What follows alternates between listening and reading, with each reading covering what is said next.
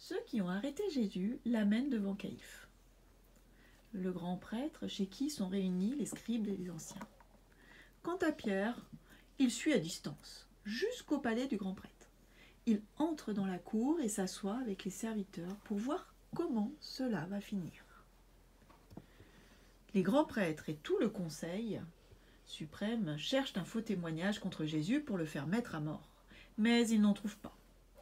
Pourtant, beaucoup de faux témoins se présentent. Finalement, il s'en présente deux, qui déclarent « Celui-là a dit « Je peux détruire le sanctuaire de Dieu et en 3 jours le bâtir. » Alors, le grand prêtre se lève. « Tu ne réponds pas ? Que dis-tu des témoignages qui portent contre toi ?» Mais Jésus garde le silence. « Je t'adjure par le Dieu vivant de nous dire si c'est toi qui es le Christ, le Fils de Dieu. » C'est toi-même qui le dis. En tout cas, je vous le déclare. Désormais, vous verrez le Fils de l'homme siéger à la droite du Tout-Puissant et venir sur les nuées du ciel. Il a blasphémé. Pourquoi nous faut-il encore des témoins? Vous venez d'entendre le blasphème. Quel est votre avis? Dit le grand prêtre. La foule répond qu'il mérite la mort. Alors, on lui crache au visage et on le gifle.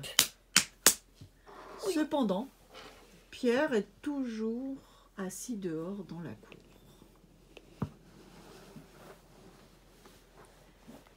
Et une servante s'approche. « Toi aussi, tu étais avec Jésus le Galiléen ?»«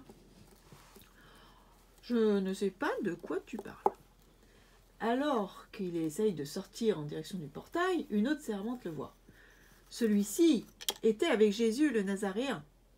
« Je ne connais pas cet homme. »« Sûrement, toi aussi, tu es l'un d'entre eux. D'ailleurs, ta façon de parler te trahit. »« Non, je ne connais pas cet homme. » Aussitôt, un coq chante.